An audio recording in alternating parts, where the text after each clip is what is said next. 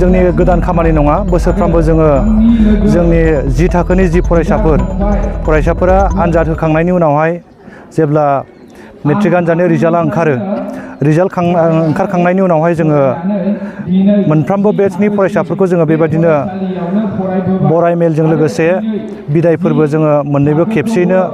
लानाय जायो दा थिग बेबायदिनो दिनैहाय फैयै फैयै जोङो 5थि खेब देग्लाय 5 बोसोर जाबाय 5 बोसोराव आगान होबाय देग्लायनि 5थि जि मेट्रिक आनजाद होगिरिफोर बे होगिरिफोरा दिनैहाय जोंनि सनापुर इउ एन एकाडेमिनिफ्राय बिथांमोनखौ जोङो बरायदों लोगोसे बिथांमोना जोंनि फरायसालिनिफ्राय दिनै बिदायबो लागोन दा बे हिसाबै जोंनि फरायसुला फरायसुलिफ्रा जोंनि फरायसालियाव जि गावसिनि खस्थ'नि गेजेरजों जोंनि फोरोंगिरिफोरनि जि नाजानाय बेनि गेजेरजों फरायबोनानै दिनैहाय जाय फरायसाफ्रा दिनै उथ्रिसार जानो हाबाय बे फरायसाफोरनिसिम आङो गोसो गोथारै आंनि गोसो गोरबोनिफ्राय आङो साबायखरखौ बावगोन मानोना जोङो जागायजेननायनिफ्रायनो जिहेतु दिनै 5थि खेब जाबाय गिबि बोसोरनिफ्रायनो जोङो हानायमानि जोङो सेस्था खालामनानै जोङो नैबे फरायसालिनिफ्राय मोजां रोखोमै फरायसाफोरखौ जों पास खालामनायनि जि बेबस्था बेखौ जों लाबोबाय थादों जोंनि फरायसुला फरायसुलिफ्राबो गोसो होसारनानै गावसिनि हानायमानिखौ फरायनानै बेसेबां हायो पास खालामनो थाखाय मोजां रोखोमनि पास खालामनो थाखाय नाजाबोबाय थादों जोङो दिनैसिम 5थि बोसोराव जोंनि फरायसालिनिफ्राय सासेबो फरायसाफोरा फेल जाफेराखै अथ'स' जोङो बांसिनै फार्स्ट डिभिजनाव पास जानायखौ जोङो दिनैसिम मोनबोबाय थादों मालाबा गासिबो फार्स्ट डिभिजन मालाबा साफा सानै सेकेन्ड डिभिजन जायो बेबायदि रोखोमै जोङो पास जाबोबाय थानायखौ नुदों आरो देग्लाय जोंहा मोनसे गोजोनथाव बाथ्राया बेनो बर' आयदायाव 100 जौखोन्दो मोननाय जोङो 3 फरायसा मोननो हादों आरो बिनि अनगायैबो जों माखासे फरायसाफोर दंबावोमोन 98% मोननाय बेबायदि फरायसाफोर दंबावोमोन जुदि बिथांमोनाबो जुदि बेबायदि मोनबावोमोनब्ला बे जोंनि फरायसालिनि थाखाय जोंनि ओनसोलनि थाखाय जोंनि बर' बिजोंनि थाखाय बेयो मोनसे मोजां देरहासारनाय होननानै आं सानो जों नाजाबावगोन उननि समफोराव जोङो बेनिख्रुइ साबसिन हामसिन जोङो फरायसाफोरखौ दिहुनहरनायनि मेट्रिक आनजादखौ उथ्रिसार होनायनि जि बेबस्था बे बेबस्थाखौ जों खालामगोन जोंनि फरायसाफ्राबो खोब नाजायो जोंबो नाजायो जोंनि गारजेनफ्राबो नायनांगोन बिथांमोनाबो सहाय खालामनांगोन बिथांमोननि नाजानाय जोंनि फोरोंगिरिफोरनि नाजानाय आरो फरायसाफोरनि जि गोसो होसारनाय बेनि गेजेरजों आरो बिनिख्रुइ साबसिन हामसिन देग्लाय बोसोरनिख्रुइ साबसिन हामसिन जोंनि इउ एन एकाडेमि सनापुरनिफ्राय फरायसाफोरा मेट्रिक आनजादाव उथ्रिसारगोन होननानै जोंहा मिजिं दङ फैबाय थानाय समाव जोङो बिनिख्रुइ साबसिन हामसिन आरोबाव फरायसाफोर दिहुननायनि थाखाय जोङो जेब्लाबो रेडि बिटिसि खुंथाय गोहोआव थानाय जि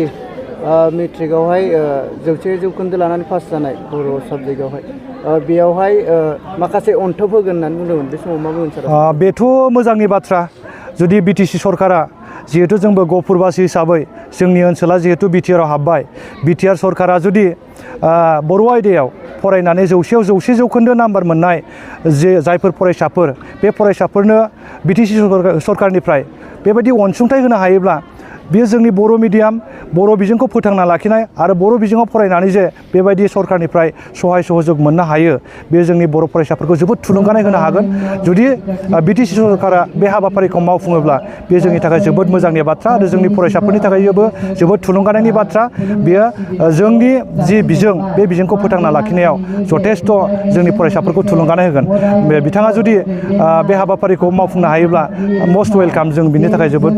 साबजानाय मोनगोन आरो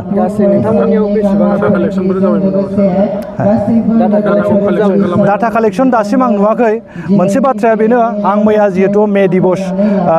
बिटिसिआव फालिनाय जादोंमोन थुलुंगाफुरियाव बिनि मोनसे मेलाव आङो मानगोनां जोंनि बिटिसिनि चिफ हाग्रामा महिलारि सारखौ आङो गावनि खुगाजोंनो बे बाथ्राखौ बुंनाय खोनानाय नुदों मिडियाआवसो नुदों आङो मिडियाआव नुदों गतिके जुदि मानगोनां चिफआनो जुदि गावनि खुगाजोंनो बाथ्राखौ बुंदोंब्ला निस्सय बिथाङा जिहेतु जोंनि बिटिसिनि मुरब्बी गावनि बाथ्राखौ बिथाङा लाखिगोन निस्सय बिथाङा लाखियोब्ला बे जोंनि थाखाय मोनसे जोबोद थुलुंगाथाव मोनसे हाबाफारि जागोन आरो नोंथांमोननि फरायसालिनिफ्राय साबेसे मेट्रिक आनजादखौ जोंनि फरायसालिनिफ्राय 14 फरायसाफ्रा होदोंमोन 14मोन देग्लाय 14आव 14 फरायसाफ्रानो पास जाजोबदों 8 जना फार्स्ट डिभिजन जादों 7या सेकेन्ड डिभिजन 1 थार्ड डिभिजन जोङो देग्लाय मोननो हादों बांसिन पार्सेन्टेज 62.16 लास्ट 63.16 स्टार देग्लाय मोननो हायाखिसै बेनि थाखाय एसे दुखु थाबाय आरो